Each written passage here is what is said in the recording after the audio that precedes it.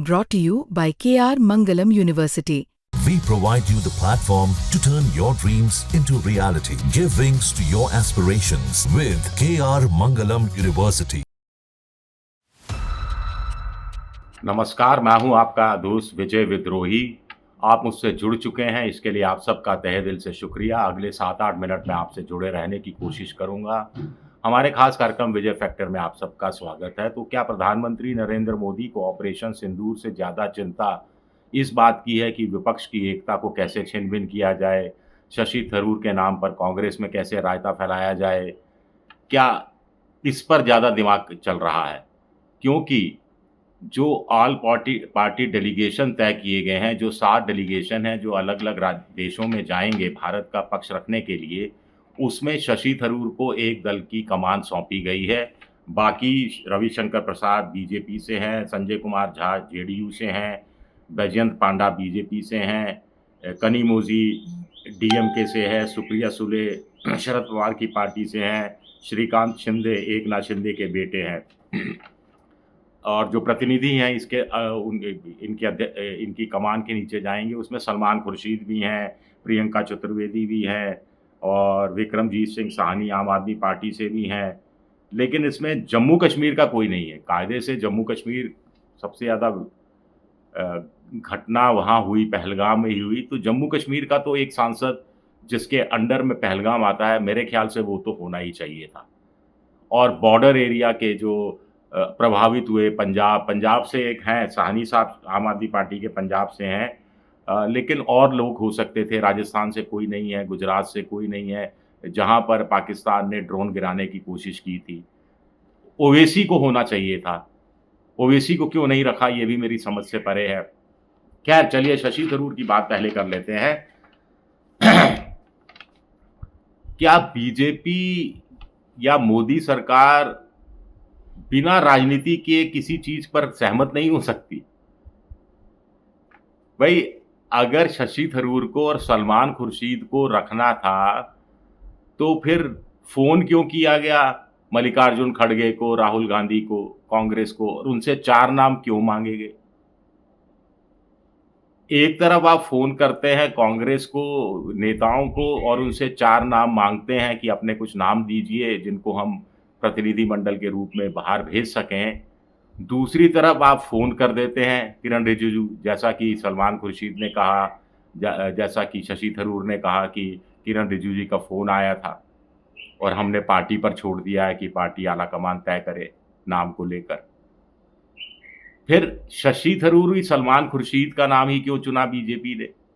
जो शशि थरूर पर तो बीजेपी डोरे डालने में लगी है।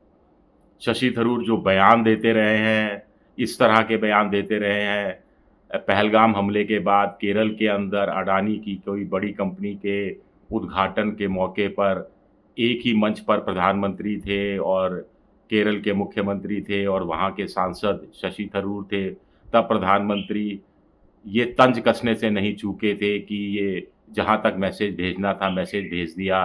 अब तो इंडी गठबंधन में बड़ी हलचल मच जाएगी ये तस्वीर देखकर वगैरह। शशि थरूर को कांग्रेस निकालना नहीं चाहती, वो चाहती है कि शशि थरूर खुद पार्टी से इस्तीफा देकर चले जाएं।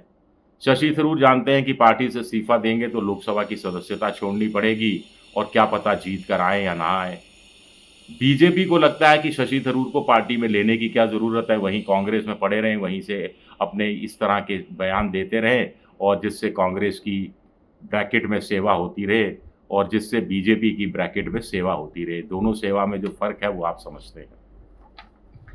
एक बड़ा सवाल उठता है कि जब कांग्रेस की सूची को नज़रअंदाज कर देना था तो फिर नाम मांगे क्यों गए? कांग्रेस ने ऐसा नहीं है कि कुछ बहुत ही गलत किस्म के नाम ले लिए होंगे या अनुभवी नेताओं के नाम नहीं लिए होंगे। आनंद शर्मा, गौरव गोगोई, सैयद नसीर हुसैन जो राज्यसभा से हैं, राजा बरार जो पंजाब से सांसद हैं, लोकसभा से हैं, तो कांग्रेस ने नाम तो ठीक दिए थे। अब इनमें से एक नाम तो स्वीकार कर लेना चाहिए था। राहुल गांधी की तरफ से ये 4 नाम जाते हैं और अस्वीकृत हो जाते हैं, तो इसका मतलब बीजेपी या मोदी सरकार लीडर ऑफ अपोजिशन का जो महत्व है उसको थोड़ा सा क्रेडिबिलिटी उसकी कम कर रही है। कि भाई एलओपी की तरफ से नाम है या मल्लिकार्जुन खड़गे की तरफ से नाम है तो सम्मान देना चाहिए। एक सवाल ये भी उठता है कि क्या इस राजनीतिक खेल को कांग्रेस समझने से चूक गई?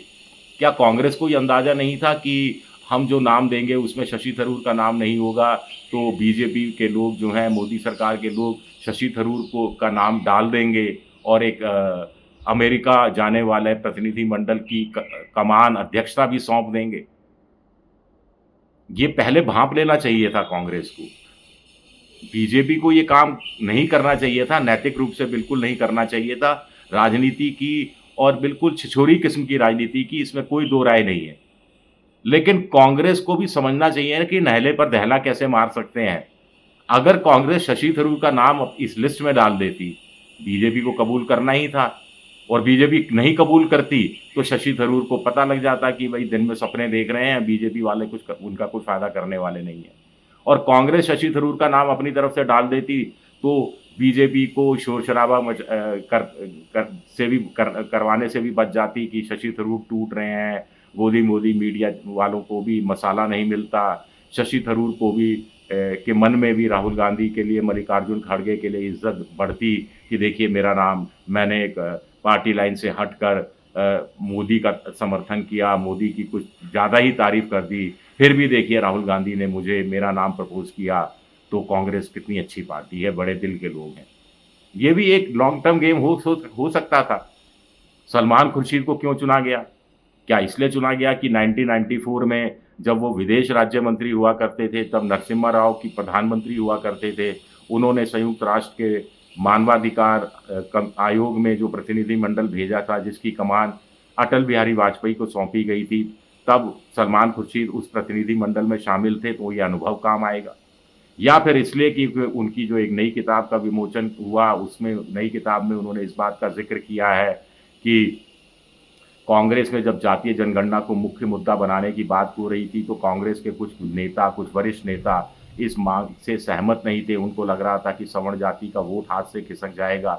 स्वाभाविक है कि सवर्ण जाति के ही ये नेता रहे होंगे, तो ऐसे कह के उन्होंने कहीं ना कहीं जातीय जनगणना वाला जो कांग्रेस ने 2011 में करवाई जातीय जनगणना, लेकिन उसका रिजल्ट सामने नहीं लाया, तो उसके पीछे का मकसद करके कांग्रेस की पोल खोलने की कोशिश की सलमान खुर्शीद ने। वैसे भी वो अपने बयानों से कांग्रेस को परेशानी में डालते रहे हैं। बटाला हाउस को लेकर उनका खामखा उस समय इस बयान देने की ज़रूरत ही नहीं थी कि सोनिया गांधी की आंख में आंसू आ गए थे। पहली बात तो हमें नहीं मालूम कि जब सोनिया गांधी की आंख में आंसू थे तो सलमान खुर्शीद बगल में खड़े थे। अगर आ भी गए थे तो चुप रहना चाहिए था उस समय, एक कोई समझदार नेता की तरह। तो कई सारे सवाल उठ रहे हैं कि अब इसमें अखिलेश यादव की पार्टी से कोई नहीं है, ओवैसी नहीं है, जम्मू कश्मीर से फारूक अब्दुल्ला हो सकते थे, वो नहीं है। फारूक अब्दुल्ला भी 1994 के डेलीगेशन में थे वाजपेयी जी के साथ। टीएमसी पश्चिम बंगाल से कोई नहीं है। तो क्या यूपी और बंगाल में चुनाव हैं और इसलिए इन पार्टियों को मौका नहीं देना चाहती? सुप्रिया सूले का नाम डाला गया है, जिनके पिता शरद पवार अभी बीजेपी का कुछ बचाव कर दिया था कि कांग्रेस ने कहा था कि सत्र बुलाया जाए संसद का, तो शरद पवार ने कहा कि नहीं, ऐसे मुद्दे जो राष्ट्रीय महत्व के, सुरक्षा से जुड़े हुए मुद्दे हैं, उनकी संसद में चर्चा नहीं होनी चाहिए। प्रियंका चतुर्वेदी बीच में प्रधानमंत्री की तारीफ करती रही हैं। तो क्या एकजुटता के नाम पर कहीं तोड़-फोड़ करने की साजिश तो नहीं है? कहीं पार्टियों में विभाजन की साजिश तो नहीं है, का इरादा तो नहीं है? कुछ लोग तो ये सवाल उठा रहे हैं कि राहुल गांधी को ही भेज देते। आखिर नरसिम्हा राव ने वाजपेयी जी को भेजा था, तो मोदी जी बड़ा दिल दिखाते, राहुल गांधी को ही भेज देते। अब जो मोदी जी सर्वदलीय बैठक में एक नहीं 2 बार नहीं आए, जो मोदी जी संसद का संयुक्त सत्र बुलाने की कांग्रेस या विपक्ष की मांग को ठुकराते रहे हैं, उन मोदी जी को अचानक कैसे भरोसा हो गया कि ये प्रतिनिधि मंडल जाएंगे तो कुछ कमाल करके दिखाएंगे? अब जब ऑपरेशन सिंदूर का सबसे बड़ा चरण खत्म हो गया है, तब दुनिया के देशों को समझाने या बताने या कुछ नया कहने की क्या ज़रूरत है? उससे क्या कितना कोई प्रभावित कर पाएगा? जैसे ही पहलगाम हुआ था, वैसे ही इस तरह के प्रतिनिधिमंडल जाते, दुनिया भर के देशों को, बड़े देशों को, 40-50 सेलेक्टेड देशों को समझाने की कोशिश करते, आतंकवाद को मुद्दा बनाने की कोशिश करते, पाकिस्तान आतंकवाद को बढ़ावा दे रहा है, इस मुद्दे को उभारने की कोशिश करते, तो शायद ऑपरेशन सिंदूर की ज़रूरत ही नहीं पड़ती, हो सकता है। या प ऑपरेशन सिंदूर के बाद कुछ देश खुलकर भारत का साथ देते, तब क्या चूक गए? या अब राजनीति हो रही है? सबसे बड़ी बात तो ये है कि जब नाम अपने हिसाब से तय करना था, तो कांग्रेस से नाम माँगे ही क्यों गए? ये छिछोरी राजनीति क्यों की गई? शुक्रिया मेरा ये वीडियो देखने के लिए। पसंद आए तो लाइक कीजिए, सब्सक्राइब कीजिए, शेयर कीजिए। शुक्रिया, बहुत-बहुत शुक्रिया।